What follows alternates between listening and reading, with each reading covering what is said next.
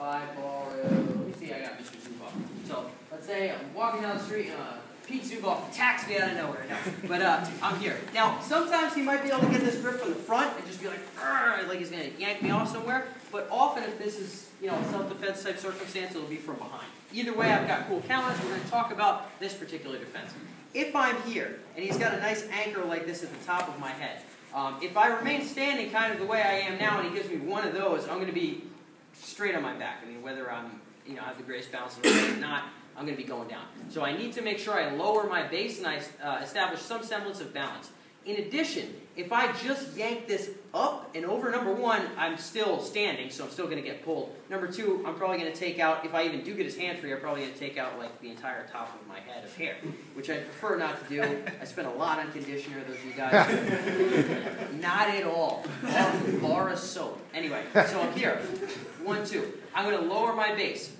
And I get a grip. I actually want to lock my hands over his hand. Number one, this is making sure that I can do what I need to do as a wrist lock. I'm not going to be able to control his hand with just one arm. Number two, my elbows are up. What's this protecting me from now?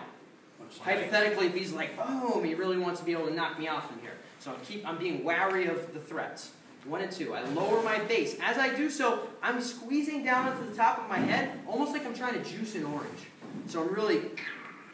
I want his knuckles, I want him to go from here to this.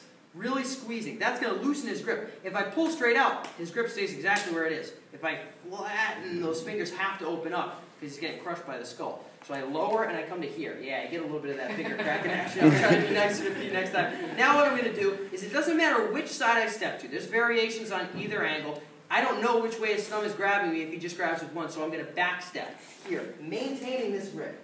If I maintain this grip and now I start to lift my head, I'm putting a lot of pressure on Pete's wrist, and at which point I'm able to free up the grip of the hair, but I do it in a very particular way. So for here again, I lower my base. I'm protected from punches. I'm going to cut back and face him as soon as I can, keeping my hands here, still protecting myself. As I lift, I get a little bit of this raise, and what I do now is I push his hand off the side. Now if I needed to, I could be going into other combinations and stuff, but worse comes to worse, I got him off me, and now I can deal with what I need to deal with. I'm pushing the hand off to the side. It's very, very difficult to unplug his hand from the top of my head. I'm going to take out a lot with it.